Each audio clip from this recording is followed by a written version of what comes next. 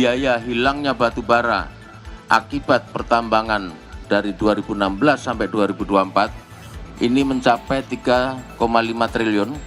Kemudian total biaya kerusakan hutan dalam hal ini kayu seluas 4.236,69 hektar, ini adalah 2,2 triliun.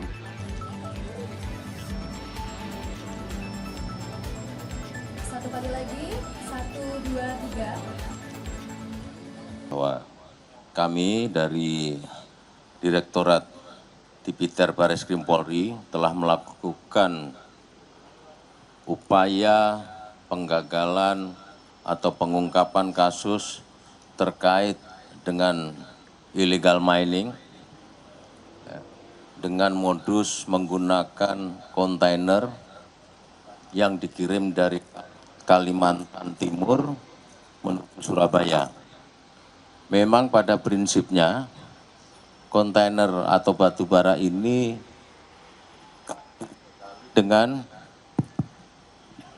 dibekali dengan dokumen yang sah. Namun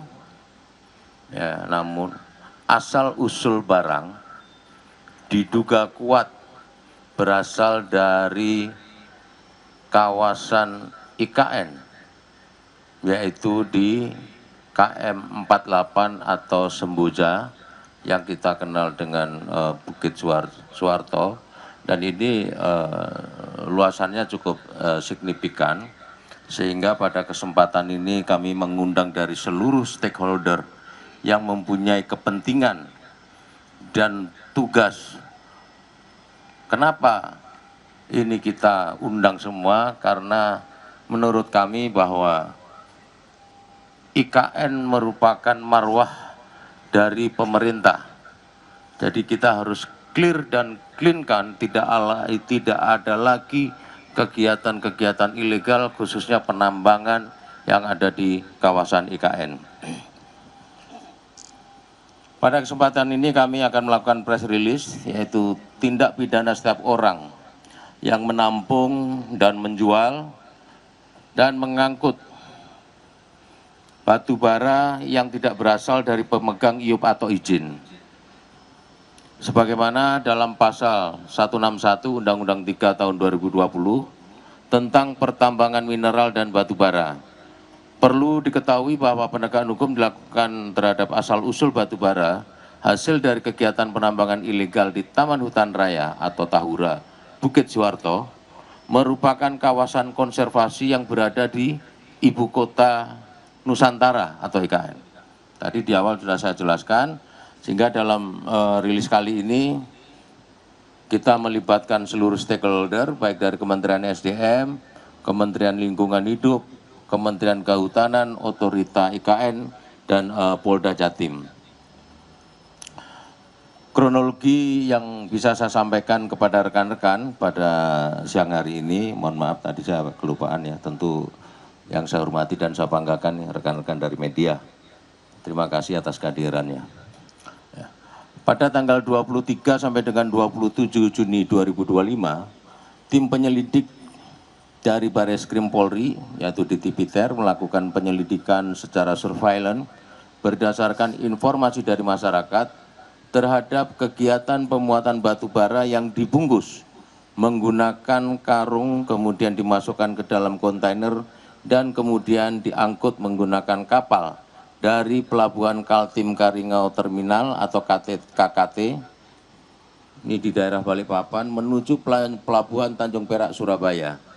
Diketahui bahwa asal-usul batu bara tersebut berasal dari kegiatan penambangan ilegal di kawasan Tahura Bukit Suwarto, Kecamatan Samboja, Kabupaten Kukar. Tindak lanjut dari penyelidikan itu, kita sudah melakukan gelar perkara dan kita naikkan statusnya menjadi penyidikan dengan menerbitkan 4 LP.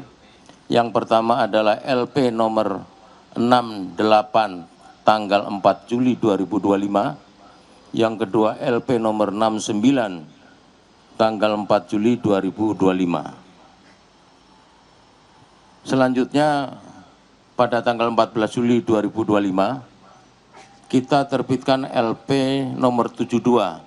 Demikian juga dengan LP 73 yang kita terbitkan juga pada tanggal 14 Juli 2025. Kami sudah melakukan pemeriksaan terhadap 18 orang saksi dengan rincian sebagai berikut.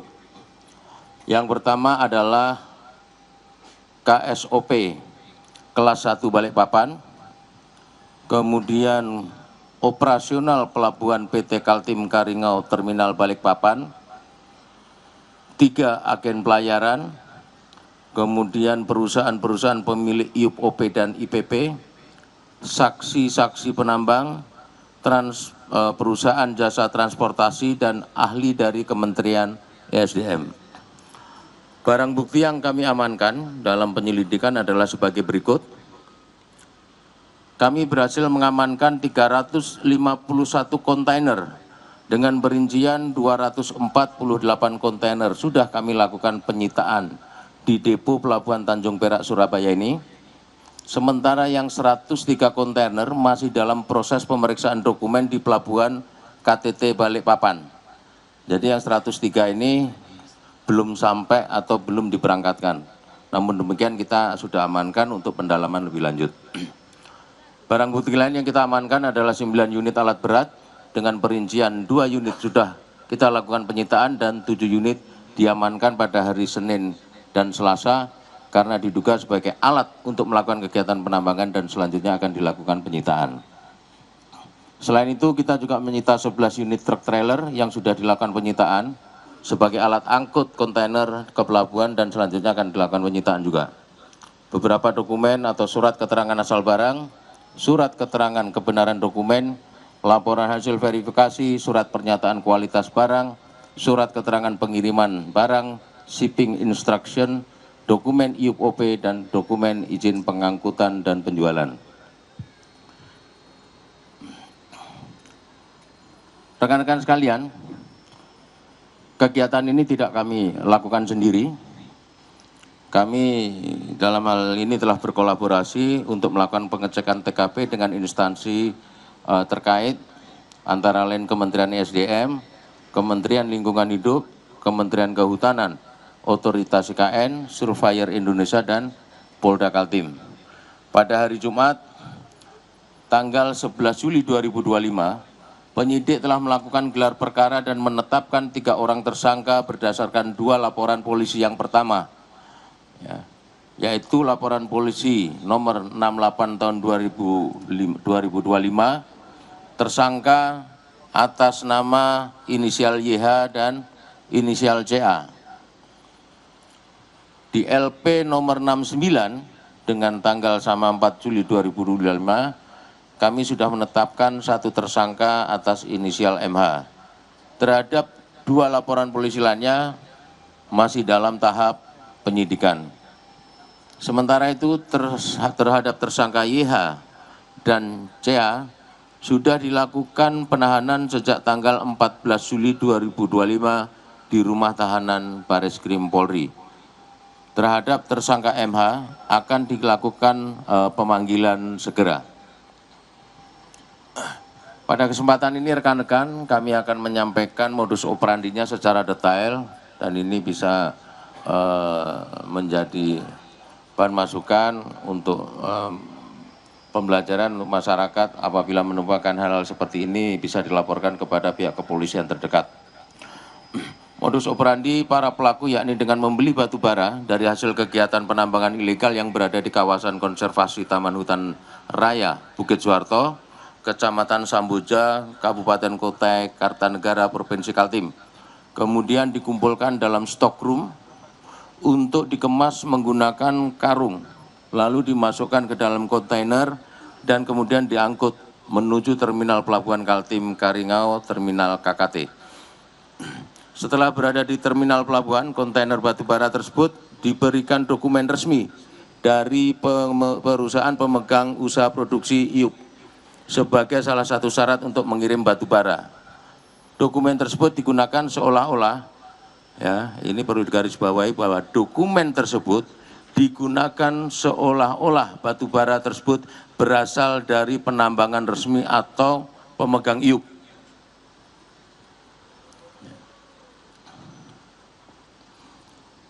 Kemudian penerapan pasal yang kita persangkakan terhadap para tersangka, yaitu inisial YH dengan peran menjual batu bara yang diduga berasal dari kegiatan penambangan tanpa izin, dijerat dengan pasal 161 Undang-Undang Nomor 3 Tahun 2020 tentang mineral dan batu bara dengan ancaman hukuman 5 tahun dan denda 100 miliar rupiah. Terhadap tersangka inisial CA dengan peran membantu saudara IH menjual batu bara yang diduga berasal dari kegiatan penambangan tanpa izin, dijerat dengan pasal 161 Undang-Undang Nomor 3 Tahun 2020 tentang pertambangan mineral batu bara, yunto pasal 55 KUHP terkait penyertaan dengan ancaman pidana penjara paling lama 5 tahun dan denda 100 miliar rupiah. Terhadap tersangka inisial MH dengan peran membeli dan menjual batu bara yang diduga berasal dari kegiatan penambangan tanpa izin, dijerat dengan pasal 161 Undang-Undang Nomor 3 Tahun 2020 tentang mineral dan batu bara dengan ancaman hukuman 5 tahun dan denda 100 miliar rupiah. Rencana tindak lanjut dari tim kami adalah melakukan proses penyidikan. Ini tidak berhenti sampai di sini saja. Nah, ini tolong dicatat. Tapi masih berlanjut untuk melakukan pengembangan terhadap pihak-pihak baik penambang maupun pemberi dokumen IUP-OP dan RKAB dalam melakukan penjualan batu bara, kemudian pihak-pihak yang membantu terlaksana tindak pidana ini. Kami akan menerapkan pasal TPPU dikarenakan penambangan sudah berlangsung cukup lama dan ini menjadi perhatian pemerintah kita. Ya, penambangan ini sudah dimulai sejak tahun 2016 sebagaimana yang kita dapat dari foto citra satelit yang kita peroleh. Potensi kerugian berdasarkan hasil kolaborasi bersama ahli dalam proses penyidikan, yaitu rekan-rekan dari pihak kementerian, kami mendapatkan estimasi perhitungan potensi kerugian atas volume batu bara yang hilang akibat ditambang secara ilegal dari tahun 2016 sampai dengan tahun 2025 karena Taman Hutan Raya Bukit Suharto merupakan wilayah pencadangan negara dengan biaya kerusakan hutan seperti kayu yang merupakan tanam tumbuh pelepasan karbon dan pengendalian erosi. Ada beberapa yang sudah bisa kami sampaikan kepada rekan-rekan. Yang pertama adalah biaya hilangnya batu bara akibat pertambangan dari 2016 sampai 2024 ini mencapai 3,5 triliun.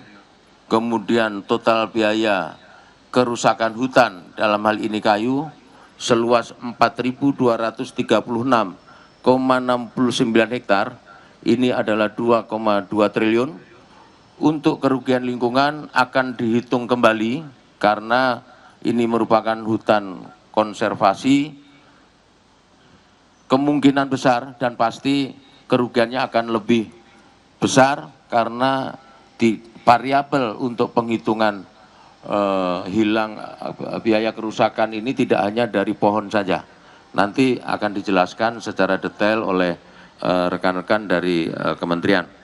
Jadi total sementara, estimasi sementara, sedikitnya sudah terjadi kerugian senilai 5,7 triliun.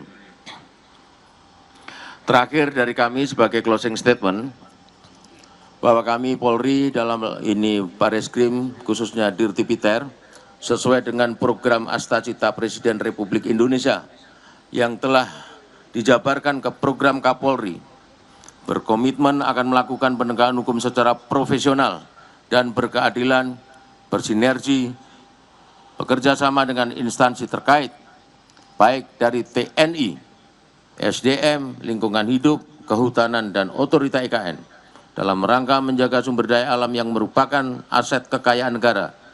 Lebih khusus wilayah IKN adalah merupakan marwah dan kehormatan bagi pemerintah negara Republik Indonesia, sehingga segala bentuk kegiatan ilegal mining di lokasi IKN harus ditertibkan dan ditindak tegas karena menjadi atensi pimpinan negara kita. Saya kira itu yang bisa kami sampaikan rekan-rekan. Setelah ini kita akan berikan waktu kepada teman-teman dari kementerian untuk memberikan statement terkait pengungkapan kasus yang kita laksanakan beberapa waktu lalu. Kurang lebihnya mohon maaf. Saya akhiri billahi taufiq wal hidayah. Wassalamualaikum warahmatullahi taala wabarakatuh.